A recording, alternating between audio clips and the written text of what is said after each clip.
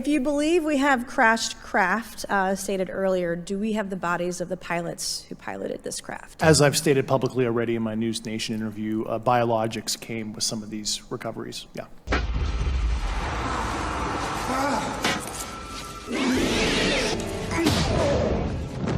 Welcome to Earth. You already know what the fuck going on. It's your boy Busy back at it again. We got direct confirmation from the government. Aliens are real. ET is running around in your woods.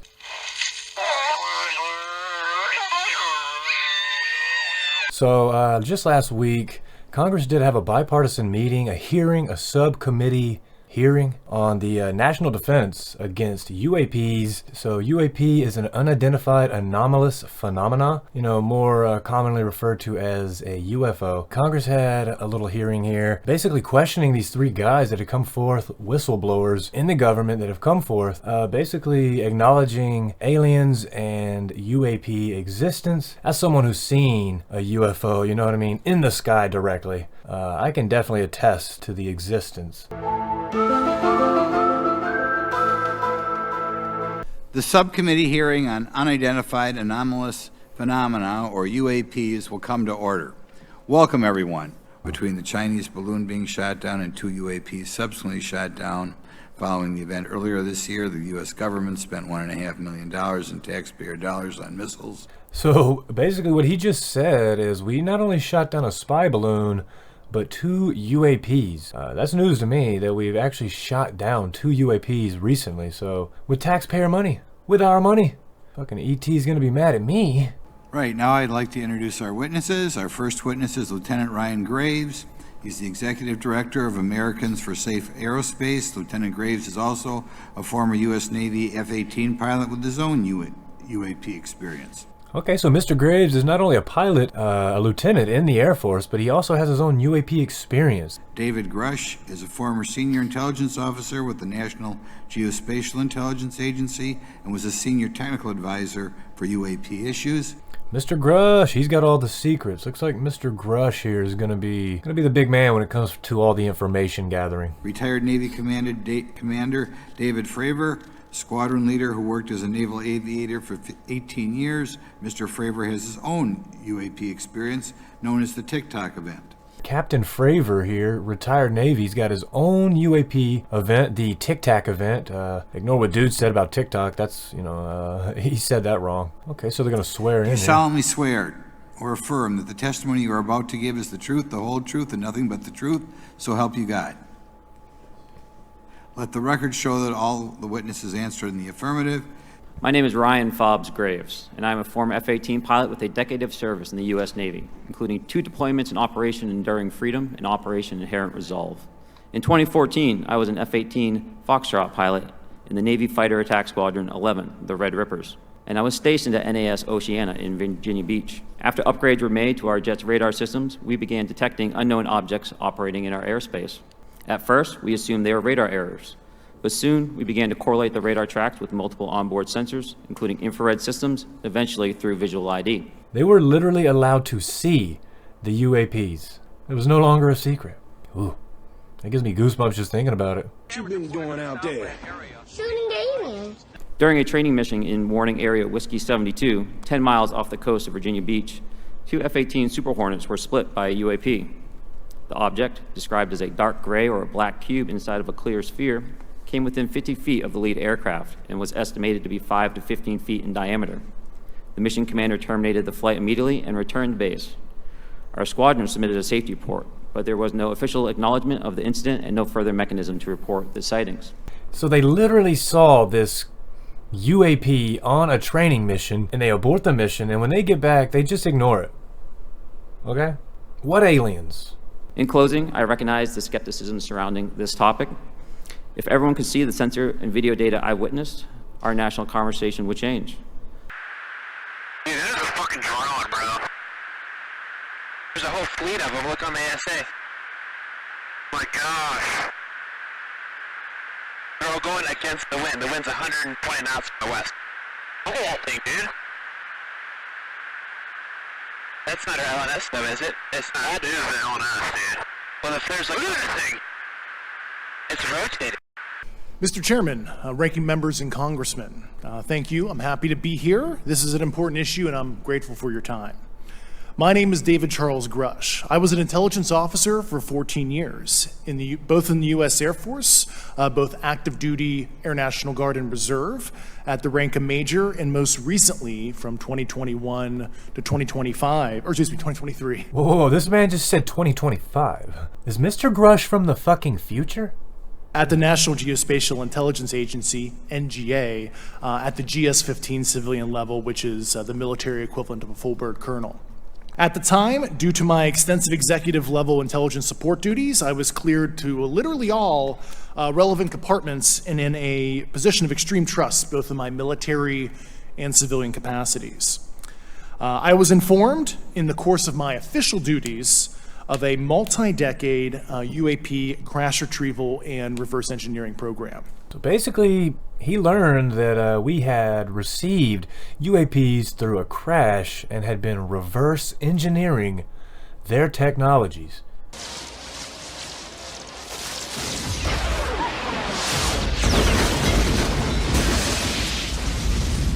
I made the decision, based on the data I collected, to report this information to my superiors and multiple inspectors general, and in effect becoming a whistleblower. As you know, I've suffered retaliation for my decision, but I am hopeful that my actions will ultimately lead to a positive outcome of increased transparency. Thank you, and I'm happy to answer your questions. Commander Fravor? Thank you, Mr. Chairman, Congressmen, Congresswomen. I want to first thank you for the invitation to speak to the committee on the UAP topic that has been in the news for the past 6 years and seems to be continuing to gain momentum. As you know, my name is David Fravor. I'm a retired commander in the United States Navy. In 2004, I was a commanding officer of Strike Fighter Squadron 41, the world-famous Black Aces. We were attached to Carrier Wing 11, stationed on board the USS Nimitz, and had begun a 2-month workup cycle off the coast of California. On this day, we were scheduled for a 2v2 air-to-air training with the USS Princeton as our control. When we launched off Nimitz, my wingman was joining up. We were told that the training was going to be suspended and we were going to proceed with real-world tasking. As we proceeded to the west, the air controller was counting down the range to an object that we were going to, and we were unaware of what we were going to see when we arrived. The controller had told us that these objects had been observed for over 2 weeks, coming down from over 80,000 feet, rapidly descending to 20,000 feet, hanging out for hours, and then going straight back up. For those who don't realize, above 80,000 feet is space. We arrived at the location at approximately 20,000 feet, and the controller called merge plot, which means that our radar blip was now in the same resolution cell as the contact. As we looked around, we noticed that we saw some whitewater off our right side. It's important to note that the weather on this day was as close to perfect as you could ask for off the coast of San Diego. Clear skies, light winds, calm seas, no whitecaps from waves. So the whitewater stood out in a large blue ocean. All 4 of us, because we were in F-18Fs, so we had pilots and Wizzo in the back seat. We're learning. Wizzo, weapons system officer. On a small, saw a white tic-tac object with a longitudinal axis pointing north-south and moving very abruptly over the water. There were no rotors, no rotor wash, or any sign of visible control surfaces like wings.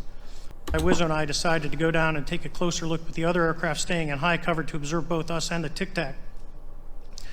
We proceeded around the circle about 90 degrees from the start of our descent, and the object suddenly shifted its longitudinal axis, aligned it with my aircraft, and began to climb. We continued down another 270 degrees, nose low, where the tic-tac, or we considered 270 degrees to where, and we went nose low to where the tic-tac would have been. Our altitude at this point was about 15,000 feet, and the tic-tac was about 12,000. As we pulled nose onto the object, within about a half mile of it, it rapidly accelerated in front of us and disappeared. Our wingman, roughly 8,000 feet above us, lost contact also. We returned to Nimitz. We were taking off our gear. We were talking to one of my crews that was getting ready to launch. We mentioned it to them, and they went out and luckily got the video that you see, that 90-second video. Okay, so let's see this tic-tac. Like the little breath mint in larger scale, but white, oblong, no apparent flight control surfaces, no apparent visible means of propulsion. Definitely a breath mint. And it was maneuvering in a way that we didn't recognize, that we couldn't classify. We couldn't identify. We got the tic-tac floating, flying. This was back in 2004, so if you're wondering why the footage looks like it was filmed on a potato, it's because it was. Is the radar tape that was never released, and we don't know where it's at. of the act of jamming that the object put on an APG-73 radar. Mr. Grusch, finally, do you believe that our government is in possession of UAPs? Absolutely, based on interviewing over 40 witnesses over 4 years. And where? Over 4 years, 40 witnesses have come forward and said, yeah, we have UAPs. The government has control of UAPs. I know the exact locations, and those locations were provided to the Inspector General and some of which to the intelligence committees. I actually had the people with the firsthand knowledge provide a protected disclosure to the Inspector General. What's all this shit? Are there common characteristics to the UAPs that have been cited by different pilots, and can you describe what the convergence of descriptions is? Certainly. We were primarily seeing dark gray or black cubes inside of a clear sphere. I'm sorry, dark gray or black cubes? Yes, inside of a clear sphere, where the apex or tips of the cube were touching the inside of that sphere. So again, with these descriptions of the UAP being a gray, light gray to dark gray sphere inside of a clear cube, can you imagine seeing something like that? You one ugly motherfucker. Do you have any information that the U.S. government is involved in a disinformation campaign to deny the existence of certain UAPs? Oh, you already know. I can't go beyond what I've already stated publicly in my News Nation interview because it touches other sensitivities. Look at his face. His face is like, yeah, they got the aliens. Has the U.S. government become aware of actual evidence of extraterrestrial, otherwise unexplained forms of intelligence? And if so, when do you think this first occurred? That's a great question. I like to use the term non-human. I don't like to denote origin. Keeps the aperture open, both scientifically. Right. Certainly, like I've discussed publicly previously, 1930s. Okay. Do you believe our government has made contact with intelligent extraterrestrials? Something I can't discuss in public setting. Oh, we can't even discuss it. Okay, I can't ask when you think this occurred. If you believe we have crashed craft, stated earlier, do we have the bodies of the pilots who piloted this craft? Great question. As I've stated publicly already in my News Nation interview, biologics came with some of these recoveries. Yeah. Were they, I guess, human or non-human biologics? Non-human, and that was the assessment of people with direct knowledge on the program I talked to that are currently still on the program. Any pulses? Any pulses? Go on, let's go. 60 per minute, please. Go on.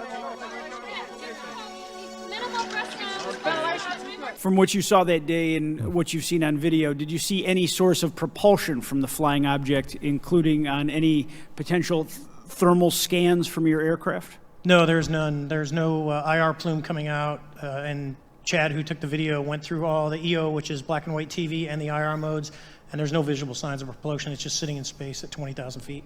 This town isn't made, unfortunately, by people like y'all.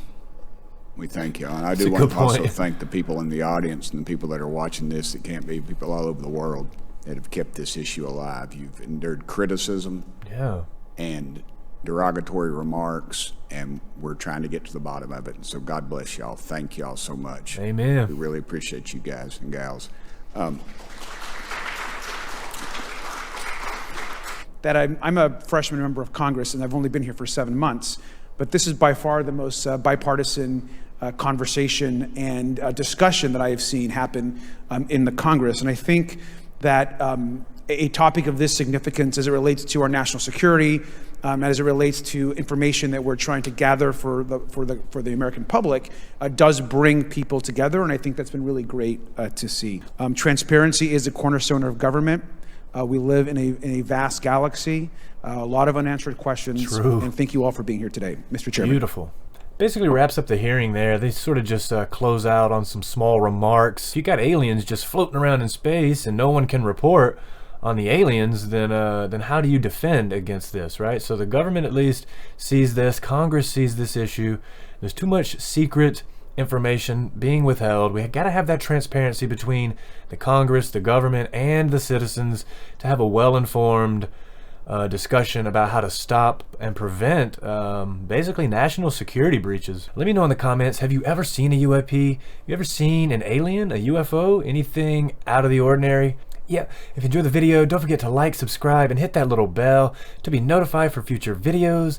Stick around on the channel with some of these fine videos here, and I'll see you next time. Yeah. Peace.